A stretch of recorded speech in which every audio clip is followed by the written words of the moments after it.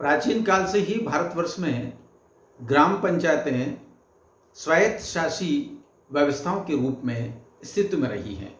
ये व्यवस्थाएं आम जन के सामूहिक इच्छा और ग्रामीण समुदाय की सामुदायिक बुद्धि का प्रतिनिधित्व करती रही हैं। स्वतंत्रता प्राप्ति के तत्काल बाद राजस्थान में सन 1953 में राजस्थान पंचायत अधिनियम लागू किया गया। इसके साथ ही सन 1959 में राजस्थान पंचायत समिति एवं जिला परिषद अधिनियम लागू किया गया। 1959 आते आते दो प्रकार के कानून राजस्थान में प्रभावी थे।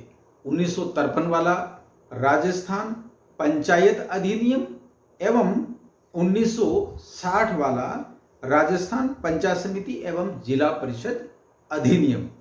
2 अक्टूबर 1959 एक ऐतिहासिक दिन है। इस दिन तत्कालीन प्रधानमंत्री पंडित जवाहरलाल नेहरू ने नागौर में त्रिस्तरीय पंचायती राज व्यवस्था को लागू करने के लिए राजस्थान आए। इस प्रकार से राजस्थान त्रिस्तरीय पंचायती राज व्यवस्था को लागू करने वाला देश का अग्रणी राज्य रहा है। बहुत कीमती बात है। 2 अक्टूबर 1959 ऐतिहासिक दिन है।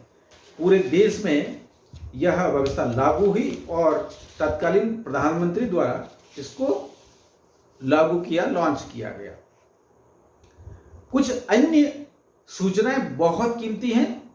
त्रिस्तरीय व्यवस्था और संवैधानिक रूप से पंचायतों को अधिकार संपन्न करने और उनके आधार को संवैधानिक आधार प्रदान करने के उद्देश्य से सबसे कीमती इंफॉर्मेशन है कि ये संविधान के नीति निर्देशक तत्वों में जरूर था, परंतु शासन ने, विशेष तौर पे संसद ने ये देखा कि पंचायतों को संवैधानिक दर्जा मिलना चाहिए, तो इसको लेकर संविधान के अनुच्छेद 243G में पंचायतों को शक्तियां प्रदान करने, अधिकार प्रदान करने और जिम्मेदारियों को प्रदान करने के संबंध में पंचायती राज कानून बनाया गया और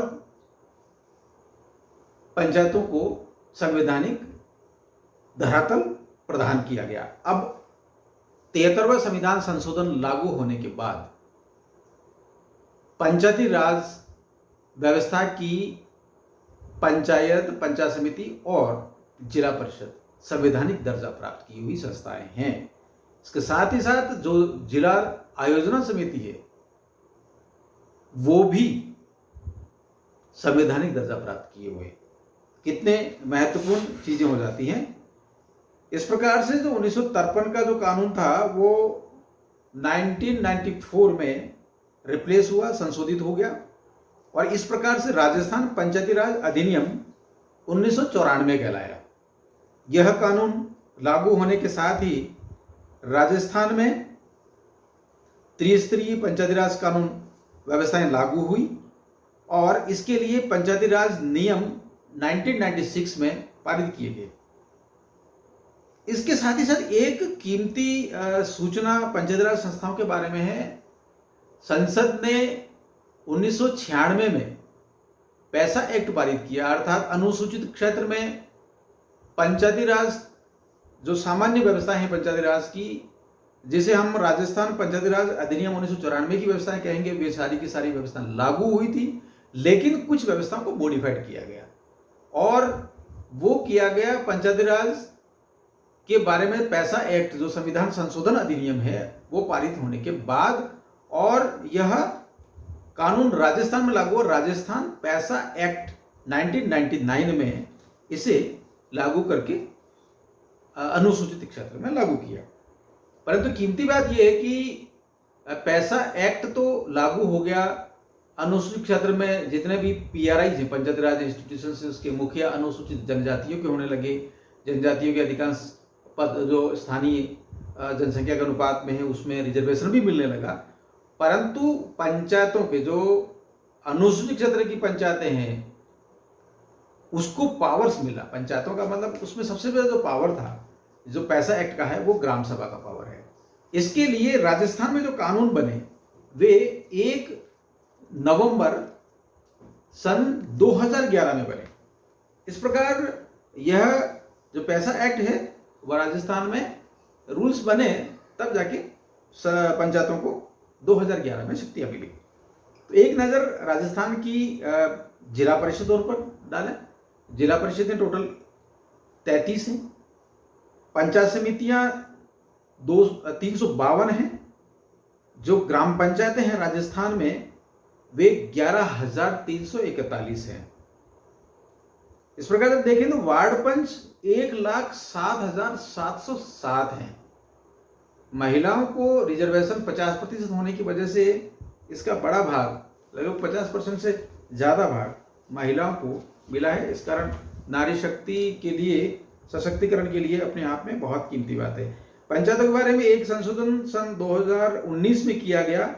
22 फरवरी 2019 को पंचायती राज अधिनियम में संशोधन करके जो पंचायत समिति और जिला परिषद के सदस्य चुने जाते हैं उसमें शैक्षणिक योग्यता की जो अनिवार्यता है उसको समाप्त किया गया था। वह डेट है 22 फरवरी 2019।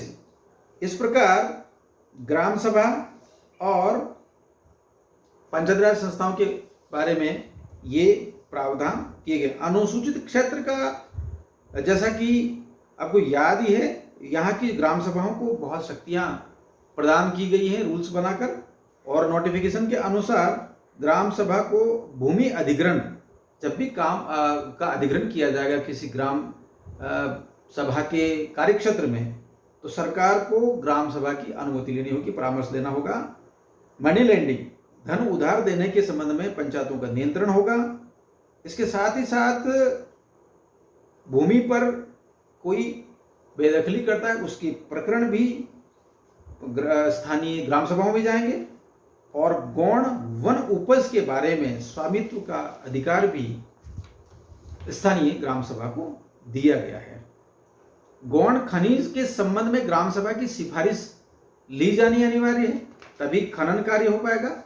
नशा नियंत्रण, और इसके साथ ही साथ स्थानीय जो कस्टमरी लॉ है उसके तहत कुछ मामले ट्रेडिशनल तरीके से निस्तारित करने के लिए शांति समितियों के गठन का भी प्रावधान पैसा एक्ट में किया गया है। पंचायती राज संस्थाओं के बारे में अन्यत्र जो भी जानकारी है आप अधिक से अधिक लेते रहें। हमने बेसिक पॉइंट्स आपके लिए प्रस्तुत किए हैं। नमस्कार।